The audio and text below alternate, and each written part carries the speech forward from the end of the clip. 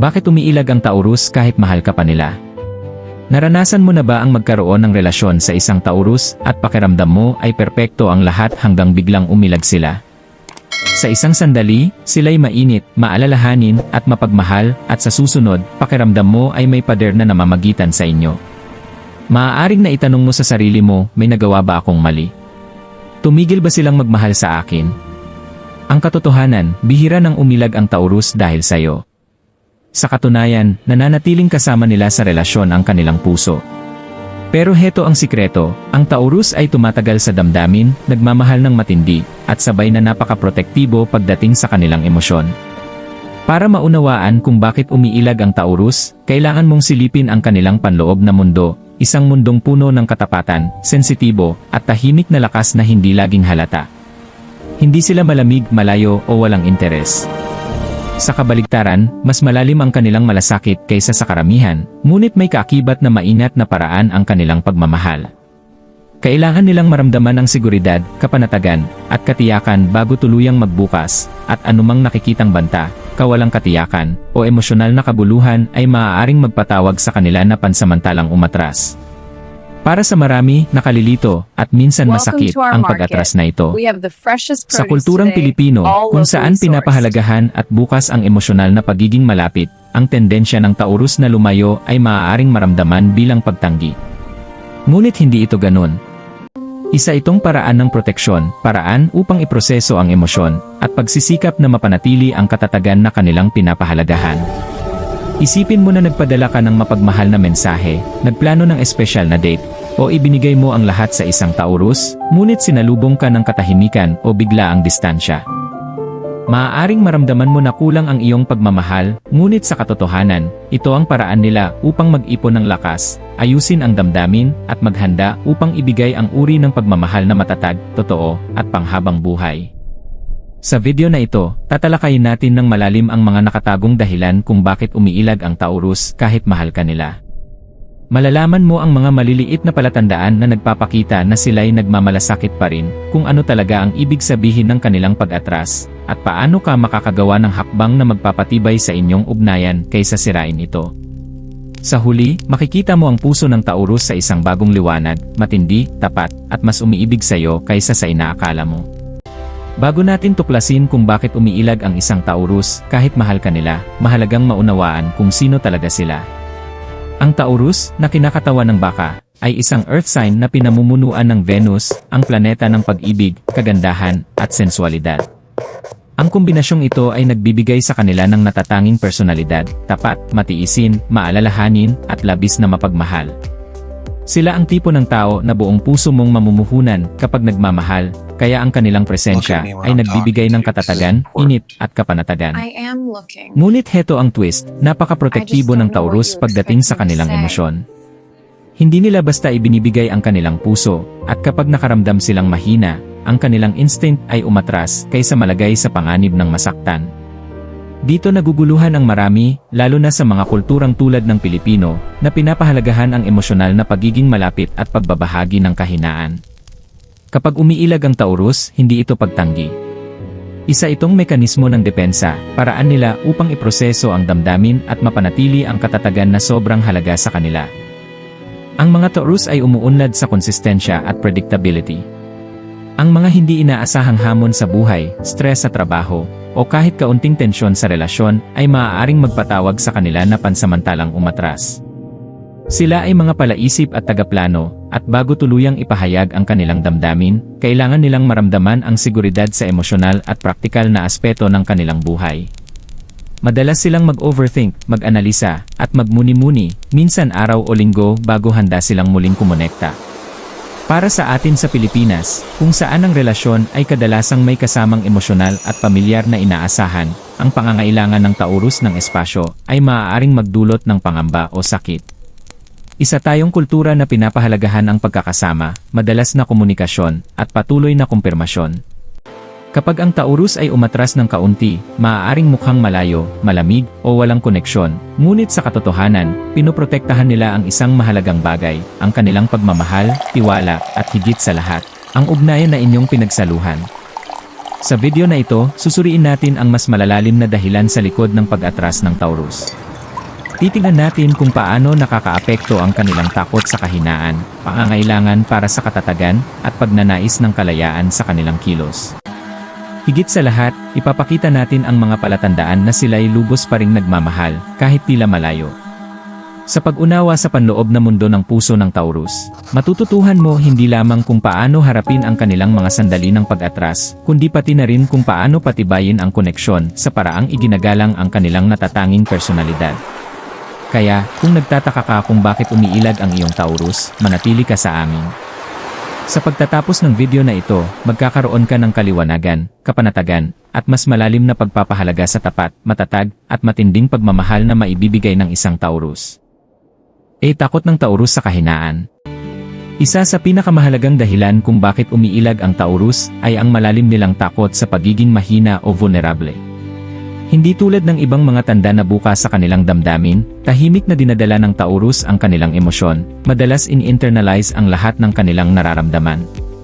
Kapag nagmamahal ang isang Taurus, buong puso nila itong ginagawa, ibinubuhos nila ang kanilang oras, enerhiya, at puso, ngunit ang pagpapakita ng damdaming ito ay may kasamang panganib.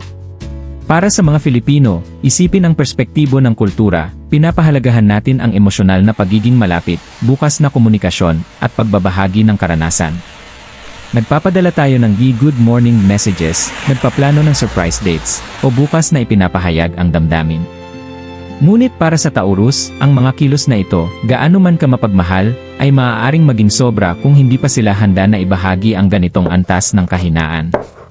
Maaaring biglang umatras ang Taurus, hindi dahil hindi na sila nagmamalasakit, kundi dahil pinoproseso nila kung ligtas ba para sa kanila na magbukas ng buo. Isipin ang sitwasyon, nagplano ka ng cozy date, niluto ang kanilang paboritong pagkain, at handa na para sa isang gabi ng taos-pusong usapan. Sa simula, mainit at engaged ang Taurus, ngunit biglang, sa kalagitnaan ng pag-uusap, tahimik o malayo sila. Maaaring malito ka at isipin, may nagawa ba akong mali?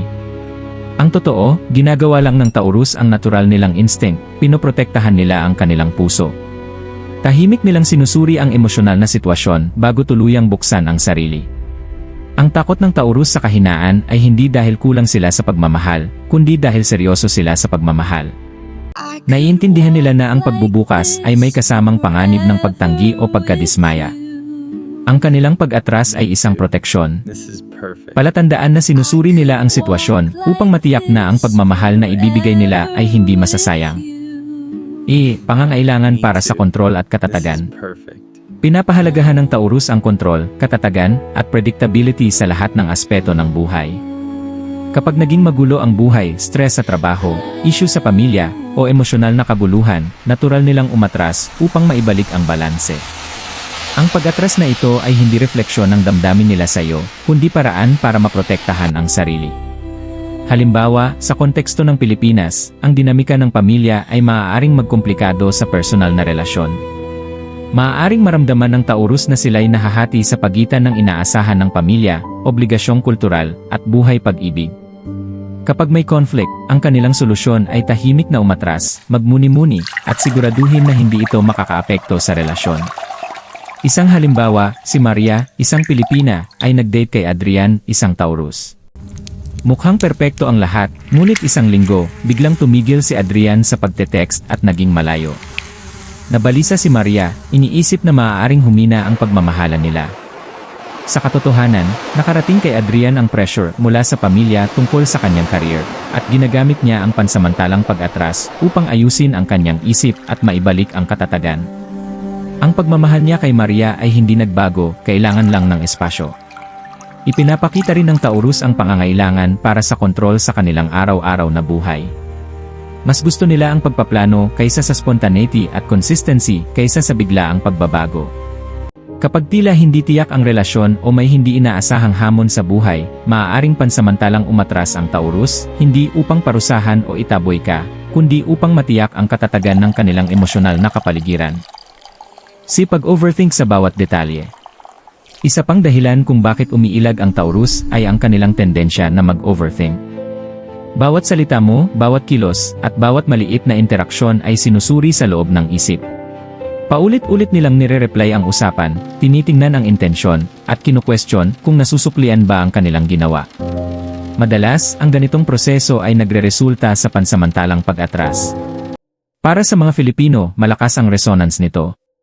Pinapahalagahan natin ang thoughtfulness, gestures, at subtle communication. Gayunpaman, ang paraan ng Taurus na internal reflection ay maaaring ma-misinterpret bilang kawalan ng interes. Maaaring huminto sila sa gitna ng text o mas matagal ang reply na nag-iwan sa iyo ng pagkabalisa o kawalang katiyakan. Halimbawa, si Alex, isang Filipino Taurus, ay nakatanggap ng loving message mula sa partner na nagpapakita ng kahinaan. Me too. Sa halip na agad sumagot, ilang oras o kahit isang araw ang lumilipas bago siya tumugon. Para sa kanyang partner, ito ay pakiramdam ng distansya o pag-aalinlangan. Sa totoo lang, maingat na iniisip ni Alex ang sagot, gusto niyang tama at tapat ang kanyang ipapahayag. Mahalaga sa Taurus ang emosyonal na precision, ayaw nilang magsalita ng padalos-dalos na maaaring makasakit o mali ang interpretasyon ng kanilang pagmamahal. Ang overthinking ay natural sa psyche ng Taurus. Ipinapakita nito ang malasakit, atensyon, at sinseridad. Ang kanilang katahimikan ay hindi kawalan, ito ay paghahanda, upang ang komunikasyon nila ay may bigat at kahulugan. Takot sa pagkawala ng kalayaan. Pinahahalagahan ng Taurus ang independensya kahit sa loob ng relasyon. Bagaman sila ay tapat at committed, mahalaga rin sa kanila ang personal space at autonomy. Kapag naramdaman nilang nanganganib ang kanilang kalayaan, or kailangan nilang muling suriin ang boundaries, pansamantala silang umatras. Sa kulturang Pilipino, kadalasang binibigyang diin ang pagiging magkasama at tuloy-tuloy na suporta, na minsan ay maaaring kontradiksyon sa pangangailangan ng Taurus ng personal na oras. Maaaring umatras ang Taurus upang mag-focus sa hobbies, self-care, o simpleng pagmumuni-muni nang hindi nababawasan ang pagmamahal sa iyo. Halimbawa, si Liza, isang Pilipina na nag-date sa isang Taurus, napansin na paminsan-minsan ay nawawala ang kanyang partner ng ilang araw nang walang paliwanag. Sa una, nag-alala siya na baka nawalan na siya ng interes. Ngunit sa katotohanan, naglalaan siya ng oras para mag-recharge, pag-isipan ang relasyon, at mapanatili ang kanyang sariling identidad. Sa pagrespeto sa kanyang espasyo, naging mas malakas ang kanilang relasyon dahil bumalik siya na mas emotionally available at devoted. Ang independensya ay hindi nangangahulugang detachment, ibig sabihin, kayang magmahal ng Taurus ng buo habang iginagalang ang sariling pagkakakilanlan. Ang pag-unawa sa balanse na ito ay susi upang maunawaan kung bakit paminsan-minsan sila umatras. Emosyonal na pagbuo bago bumalik. Kahit na umatras ang Taurus, bihira silang tuluyang iwan ang relasyon. Sa halip, tahimik nilang pinoproseso ang emosyon, binubuo ang lakas na kailangan upang makabalik ng may kahulugan. Ang kanilang pagbabalik ay kadalasang ipinapakita sa maliliit na kilos, thoughtful messages, acts of care, o simpleng presensya na nagpapakita na iniisip kanila kahit malayo. Mapapansin ito ng mga Filipino sa araw-araw, isang tasa ng kape na ihanda ayon sa gusto mo, text para kamustahin ka ng walang inaasahan, o maliit na sorpresa na nagpapaalala sa inyo ng mga alaala. Ito ang paraan ng Taurus na sabihin, mahal pa rin kita, kailangan ko lang ng oras upang ayusin ang damdamin ko. Ang susi ay maunawaan na kahit sa katahimikan, naroroon ang kanilang pagmamahal. Hindi nawawala ang puso nila, gumagana ito sa likod ng eksena. Maingat at planado, hanggang handa na silang muling ganap na makipag-ugnayan. And practical na tips sa pagharap sa Taurus na umiilat. Bigyan sila ng espasyo ng walang guilt, iwasang humingi ng tuloy-tuloy na atensyon.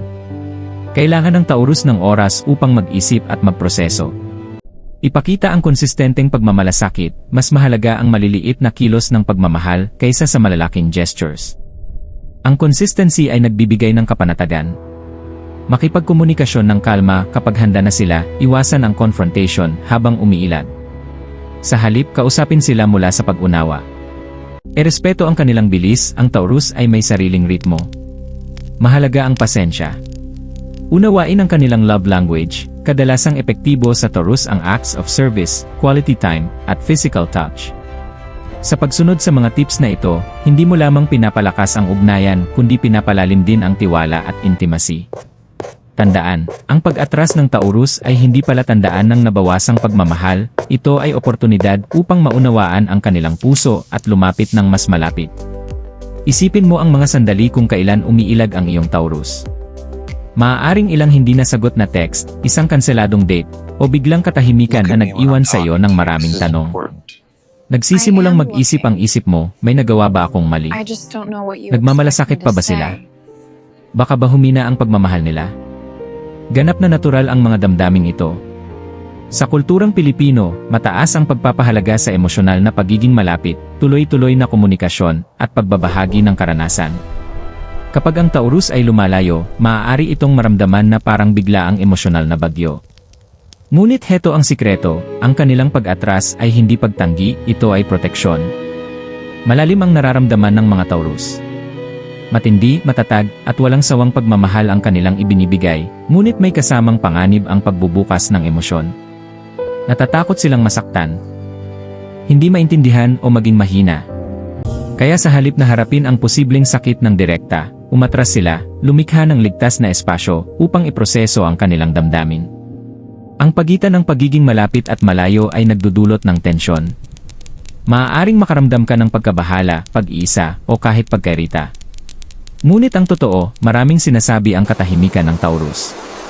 Sa likod ng distansya, iniisip ka nila, sinusuri ang inyong koneksyon, at hinahanap ang emosyonal na balanse bago tuluyang bumalik ng buo. Bawat sandali ng katahimikan, bawat pahinga, bawat hakbang pabalik ay salamin ng lalim ng kanilang pagmamahal, hindi kakulangan nito. Isipin ang sitwasyon, nagkaroon kayo ng hindi pagkakaintindihan, at pinili ng iyong Taurus na umatras ng ilang araw. Sa panahong iyon, pinag-iisipan nila ang damdamin nila, isinasaalang-alang ang perspektibo mo, at tinataya ang pinakamahusay na paraan upang magpatuloy ng hindi nasasaktan ang isa't isa. Bagamat maaari itong maramdaman na parang pag-abandona, ito ay proseso ng maingat at mapanuring pagmamahal. Para sa mga Pilipino, na madalas iniintindi ang katahimikan bilang kawalan o kawalang interes, maaaring maging hamon ang ganitong emosyonal na build-up. Ngunit kapag naunawaan mo ang puso ng Taurus, makikita mo na pansamantala lamang ang mga sandaling tensyon. Ito ay kinakailangang pahinga bago maibalik ang mas matatag, mas committed, at mas maingat na koneksyon. Sa esensya, ang emosyonal na pagitan na nilikha ng kanilang pag-atras ay hindi isang puwang ng kawalan, ito ay espasyo para sa pagmumuni-muni, paglago, at paghahanda para sa pagmamahal na matatag, tapat, at malalim ang ugat. Ang pag-unawang ito ang susi upang mag-navigate sa komplikasyon ng Taurus ng walang takot, pag-aalinlangan, o kawalang katiyakan. Ngayon, dumating tayo sa pinakapuso ng usapan, ang sandali kung saan nagiging malinaw ang lahat. Ang pinakamahalagang katotohanan tungkol sa Taurus ay ito, kapag umiilag sila, hindi nila iniwan ka. Hindi sila nawawala ng interes, at tiyak na hindi sila sumusuko sa pagmamahal.